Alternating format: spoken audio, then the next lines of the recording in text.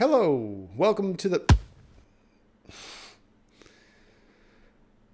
Hawk. Okay, really? Welcome to the Hawks. Come on, stop, guys. Enough. Stop it. Stop.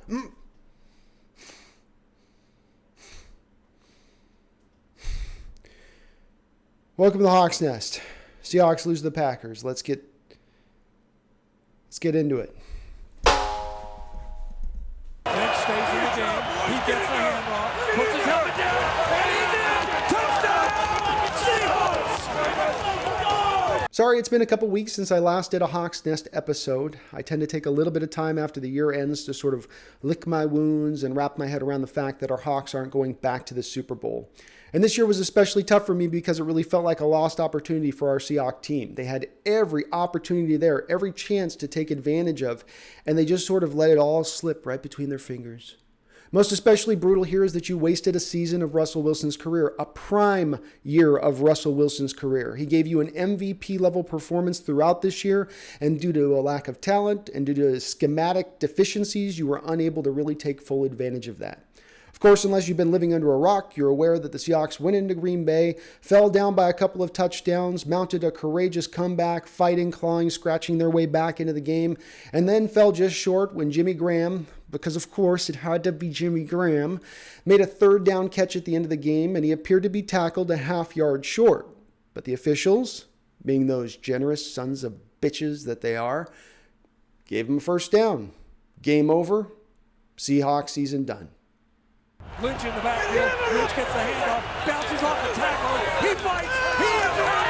Touchdown! Seahawks! Damn.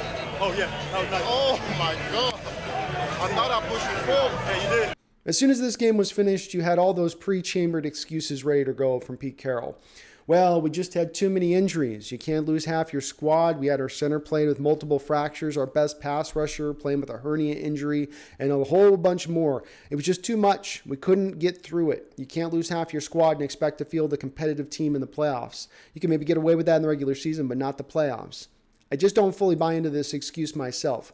Yes, the Seahawks missed a lot of games this season due to injury. Some of that has to do with the fact that they play very conservatively with their injury situation. Some of that is that you took on players that were a lot older and hoping that they could get out a full season of play, which you damn well knew they couldn't, i.e. a guy like Mike Iupati or Ziggy Ansah. So yes, injuries were a problem, but they were a contributing factor and they weren't the root cause, which is going to be what I'm trying to get at here. The other excuse that you heard from Carroll was, hey, just a half yard short, man. Half yard short. If we're a half yard short against the Niners when we're playing in Seattle, boom, we're right back there with the number one seed and maybe right back there in the conference championship. Same thing here in the Packer game. That half yard call that the officials didn't give us for the first down, we get that ball back. Who's to say we don't drive down, score, and then we're playing in San Francisco, and we've already beat them once this year there. So that could easily happen as well. Again, don't buy into this excuse. You didn't get the half yard. You didn't get the call. It could have easily been a half yard in the other direction. Where you want to place your team is not put them in a situation where you're reliant upon a half yard call to decide the football game. Yes, I know the game comes down to inches and that things are very even at times. At the same point in time, if you had corrected and fixed things that were going on in the background, you wouldn't have been led up into that situation where you were reliant upon a half yard. And then there is my favorite, and this is mostly the one coming from the fan contingent, where they say, it was the officials that cost us this game. It was fixed, I tell you.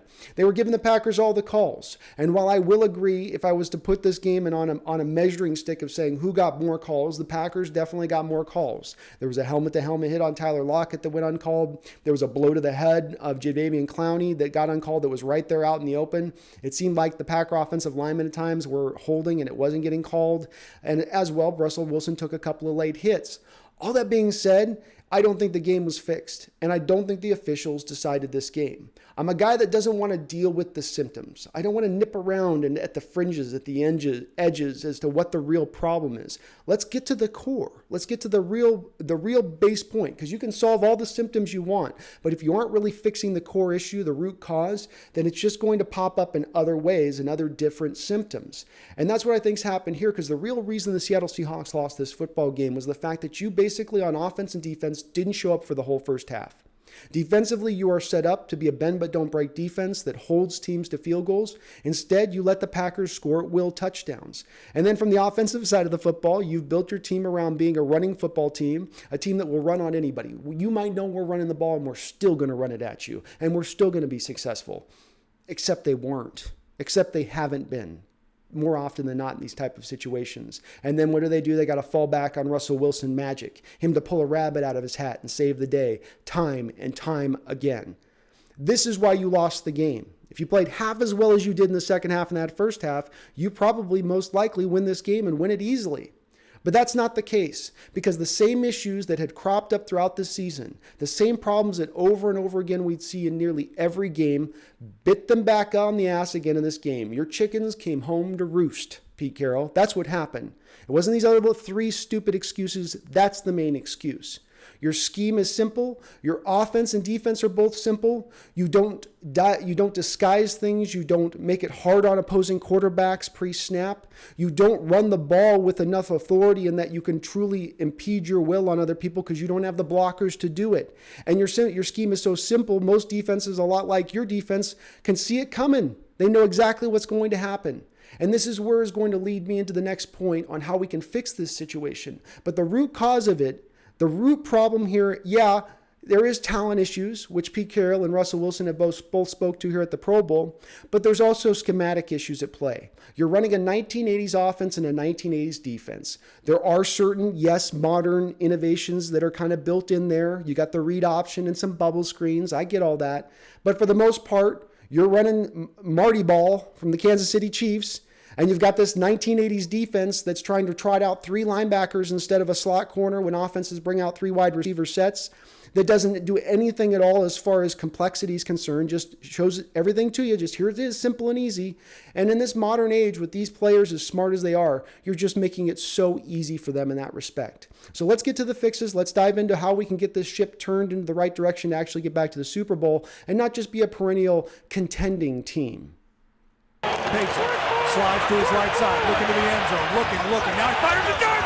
Touchdown! Seahawks! Tyler Lockett! Let it go! I believe there are two potential method of approaches for Pete Carroll and the Hawks to take this offseason. A sort of a door A and a door B. Now, door A would be the easier approach. It would allow you to really get in on that root core issue that I was talking about, and it would be probably a simpler, easier way to get potentially to the Super Bowl.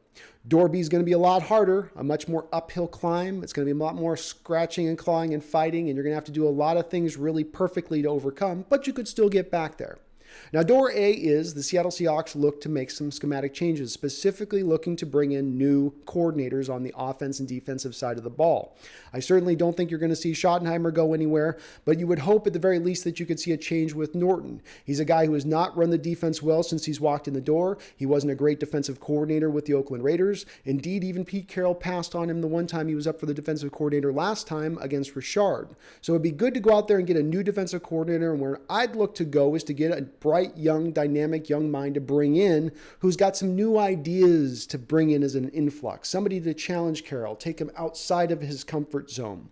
You saw the Niners do this last year, where they were also running the Seattle Seahawks scheme moving into last offseason, and then they made a subtle change. They moved to the 4-3 wide 9 approach, and what this allowed them to do is move those pass rushers, give them a little bit more edge on the outside, a little more room to operate in their pass rushing moves, and it's worked killer for them. I don't necessarily want the Seahawks to copy that move, though I do like the wide 9, but something to that degree, just a nice tweak within the scheme to give them a little bit of unpredictability again, to get them a little bit outside of all these teams' knowledge of how they operate defensively and the way to attack them. Again, I don't think this door A is going to be what the Seahawks do. They're not going to probably go down this path. It will instead be probably door B. And door B is that you essentially stand pat with the coaching staff, stand pat with the scheme. You fall back on the excuses of the fact that the injury bug caught up to you this year and that you're only a half yard short at given situations, and that you're not going to probably play the number one strength of schedule next year. All of those things, which are in themselves true, as I've said. It's not that those are untruths, but they're just not the whole truth, right? So what the Seahawks will have to do behind this door B methodology is that they're going to have to hit on nearly everything. And what I mean by by that is that on your early round draft picks, you're going to have to find some legitimate starters, some legitimate players who you're not going to give a red shirt to or allow for a couple years for them to kind of come around and realize how to be an NFL player. You're going to need them to be very good right out the gate, at least solid players. As well, yes, you will have $70 million to spend out in free agency, but this also means that you're going to have to hit on every one of those moves you make out there. All of those are going to have to land for you to really take that next step. Because if the scheme stays the same on both the offense and defensive side of the ball, you're not going to see a change in the problems that have cropped up continuously. Offenses are still going to be able to attack our defense with those short routes. Maybe you can stop some of the running game and turn teams back into just being one-dimensional, so at least you're stopping the run. I can concede that point. But offensively speaking, outside of you bringing in a huge amount of talent on that offensive line, which is very, very hard to do, you are not going to just enforce your will upon people in the running game. You're going to have weeks in and out that you just cannot run the football. And it sure would be nice if they actually built an offense around Russell Wilson and his skill set right now and what he's doing as far as really letting him pass more, but they're not going to do that. So you're going to just be hammering right up in the middle in that zone run. And I'd wager to guess that you'll probably see the running backs break down over the course of the year, as we've seen for the last 4 or 5 years as well. So they will probably stand pat, but the good news is you've got a lot of ammunition in your gun to go out there and try to bring in the pieces that you need to really round this situation out. You do still have some good talent on this football team, but unfortunately you're not really attacking, to me, the root problem that needs to be attacked to really overcome the issues that have plagued this team now going back to what I'd say is 2015. Takes the shotgun snap. Seattle rushes forward. Blitz is coming. Give it to him. And it's Shaquille Griffin who gets there. Shaquille, the brothers Griffin met at Aaron Rodgers. Knowing that the Seattle Seahawks organization is probably going to choose that door B, understanding that we're not going to see huge schematic changes, nor will we see any kind of turnover with the coaching staff, what are the moves that I foresee them making? Which are the players that they are going to target? Well, I think that the Seahawks are going to begin with sort of a laser beam focus in on that offensive line and defensive line, and not necessarily in that order.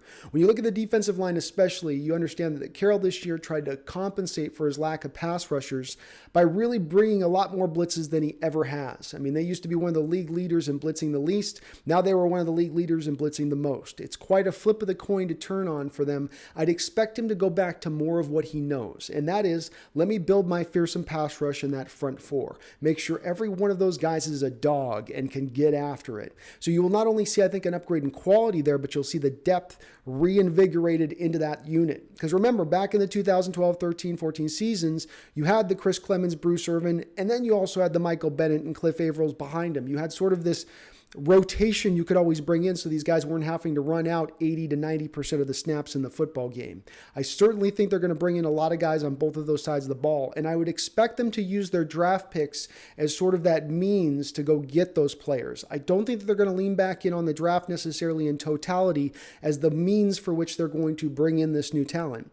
You've got these draft picks, and we've seen in the past year, especially across the NFL, that there's really a value for those teams willing to part with those draft picks because they have become so valued so highly by all these teams that you can really go out there and get a fine player for very actually low draft picks. I mean, look at this last offseason. We got Jadeveon Clowney for a third rounder, which was an amazing steal, even though he was in the final year of his deal. Look at the value he provided to our team. Even if he walks this offseason, he still gave you a third round value, not to mention you would still get third round draft pick compensation if he did happen to sign a free agent deal somewhere else. As well, the Quandre Diggs deal mid-season, you only had to trade away a fifth rounder. You got a seventh rounder back from Detroit. A fantastic deal. So again, dip your toe back in those waters. Let's see if there's a deal out there to be made. And the guy that I would look to maybe probably most target, or a guy like this, would be Von Miller. You've got the Denver Broncos. They're one of those teams I say that gets caught in betwixt and in between, where they're just not quite there to be able to challenge for the postseason, much less the Super Bowl, but they're not quite bad enough to be in that top 5 range to really get the quarterback that they want. So they are going to need to kind of build up some assets potentially to go up and trade up and get that quarterback. And when you look at Von Miller there, he would be the number one guy that you could target on that team for them to really get the maximum draft picks back. I think it would probably only cost around a first round pick or so, especially with our pick being at the end of the first round. That seems about the right kind of compensation. And you'd be bringing in a guy to only be carrying about a $14 million base salary this year because the Broncos would be eating all of his bonus. So it wouldn't be that bad as far as the money you're spending. You're only spending a couple more million for Von Miller this next year than you spend on on Ziggy Ansah last year. As well, you could make some more additional moves in addition to this. So another guy I would look at them to target would be a Calais Campbell, who I think you could probably get for a third or fourth round kind of compensation from the Jaguars. Again, you'll take on his base salary, but you don't have to eat the bonus money. He'd give you a great player that you could kick inside or outside. He's a guy that Schneider, we know, has been coveting for a very long time. And the last guy on that defensive line who I think that they're going to take a look at would be Ndamukong Suh. He's been a free agent the last couple of years. He's come in for a visit a couple times into the VMAC. I think that they just couldn't get the numbers quite right because he's been that gun for hire, go to the highest bidder kind of guy. This is the 1 year I think where they'll be actually able to compete with those other teams out there. And again, he only costed a 1 year, $9 million deal for Tampa Bay last year. There's no reason to believe you couldn't get him for probably that or less this season. So you'd still be able to really fill out that defensive line at that point. It would allow for LJ Collier and Rasheem Green to continue to develop in backup roles. And then you could now flip it over to the offensive line where, again, go out there, make a free agent move with a guy like Brandon Scherf. Maybe go out there and see if there's another trade that can be made out there for another lineman with that other second-round pick. But this is the route I would like to see them go. We've seen with this offensive line, when they try to go through the draft, they just haven't been as successful. The best offensive line drafted by the Seattle Seahawks has been Russell Okung, and was one of their first drafts, and it was a top 10 pick. So you're not going to be picking in the top 10 anytime soon. You've seen with even recent high picks on that offensive line like Jermaine Ifedi and Ethan Posick that they just really haven't worked out. I'd like more that they take that draft pick compensation and then go out there and make the trade for a guy that you know is good in this league, who is established, who's ready. Go this approach. The Seahawks can turn this around and get this back to the Super Bowl. But again, like I said before, in all these moves and all these picks, you've got to hit on all of them. You can't afford to miss.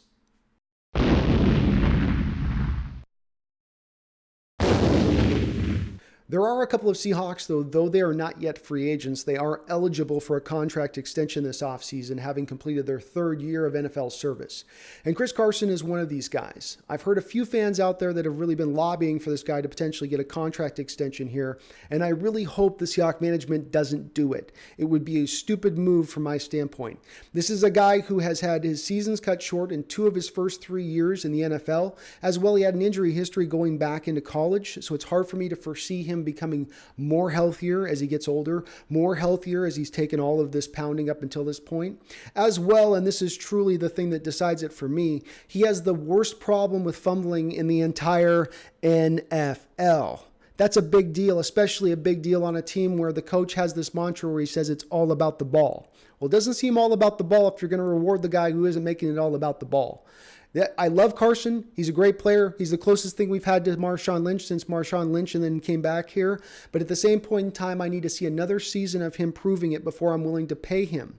As well, I'm just a little bit hesitant in general to be paying any running backs in the NFL. We're seeing time and time again with every new running back who signs a big deal that they just fall off a cliff the second they sign that contract. We saw it with Todd Gurley. We saw it this season with Ezekiel Elliott, where he wasn't the same player by all accounts after signing that contract extension. Hell, you even saw it this year with Le'Veon Bell, who had a whole year off from football, yet who, when he comes back, now averages about 3 yards a carry with the New York Jets. I really don't want to pay running backs in this day and age. We can go out and find great backs in that 5th, 6th, 7th round. Just concentrate on that. Every year, just make a running back pick in that round, and I think you'll be okay. Just my opinion. Shaquille Griffin is the other player up for a contract extension potentially this offseason, and another guy much like with Carson who I hope the Seahawks hold off on giving him that extension yet. He's a very good player. He's on the rise. Certainly this season he took a huge step forward. But let's not forget his first 2 seasons he wasn't really that good. Even by all his own accounts in that second year he was playing at about a D+ level. And when you look at him this year, though he did take that step forward and got himself to the Pro Bowl eventually after he was first named an alternate, the one thing that makes me hold off from maybe paying him is the fact that he doesn't take away the ball enough. When you're in this system, you play zone corner a lot. You're not asked to be sticky in coverage. You're asked to read and react, understand route concepts, sort of pick your moments to go and jump a route and go and make a play on the ball. And he just doesn't quite do that enough for me. He'll almost at times wait for the player to make the catch and then rip the ball out of his hands after the ball's in the receiver's hands. It's worked for him. It's an approach that he's very good at, but unfortunately it doesn't turn over the ball enough for me to want to then give him that contract extension where he's going to want to be paid at top of the market. Because this is how this works with these guys. When you've got the cap going up by 10% every year, it doesn't matter if you have a player who's maybe not the best corner in the league, but just about 6 rows down from that point, he's going to be paid at the top of the market because that's just the nature of the beast. So he's going to want to be paid $10, $11, $12 million per season on his next contract. I'm not comfortable paying him that yet. He's got to take away the ball a little more to do that. Again, he's a great fit for this scheme. He's a sure tackler. He understands how to protect himself over the top and not get beat. All of those things are absolutely central to playing cornerback in this scheme. But at the same point in time, you got to get a couple picks for me to pay you. Reports surfaced this last week that the Seattle Seahawks are going to be very interested in one free agent tight end, Austin Hooper of the Atlanta Falcons. This was the guy who was just playing at this last Pro Bowl, and Pete Carroll said one of the reasons that he coached this last Pro Bowl was so he could recruit some of these guys who are going to be free agents. And Hooper fits into that mold. You have to figure they were probably tugging on his ear big time throughout the week. Come on up to the Pacific Northwest, and Russell Wilson, come on, man. You got to figure they're doing that. And that's a great move from my standpoint. I'd love to see this move. I know I just spent the whole first half of this episode harping on the fact that they need to laser in on the offensive line and defensive line. But I don't think that stops you from also being able to make this move. And it would be one that would upgrade that offense. Number one, you're getting Disley coming back from his second major injury in 2 years.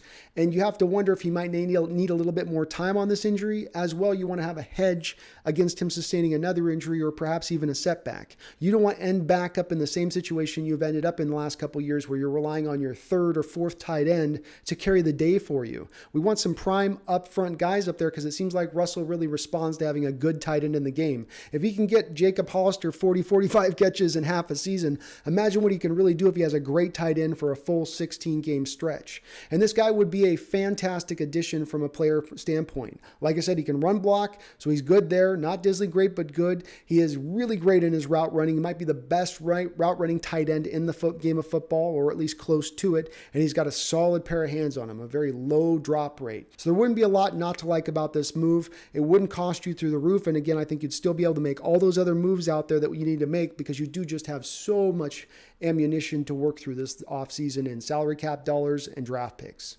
Alrighty, that about does it for us today. Just a couple of quick announcements. I'm going to be doing another live stream, not this Saturday, but next Saturday at 3 o'clock Pacific Standard Time. So drop on in if you'd like to say hi or have a few questions, comments, concerns, trials, tribulations, any of those kind of things. As well, I am hard at work in the lab on the next great Seahawks moment video. I'm going to do the Lofa Tatupu 3-interception game against the Philadelphia Eagles in 2007, as well as kind of a career retrospective of Lofa. He had a fantastic, short, but brilliant career for our Seahawks, and I think it's worth kind of a revisit. Thank you to everyone out there for liking, commenting, subscribing. All of these things you do just help this channel continue to blow up right through the roof. We just crossed 2,000 subscribers. It seems like I'm announcing a new milestone every other video. And you guys, in a word, are just simply amazing. I know there are some of you right now that are out there in your deepest depths of misery. You're despondent, you're depressed, sad your Seahawks are no longer alive. But I don't want you to forget, even in these darkest depths, never forget. Go Hawks.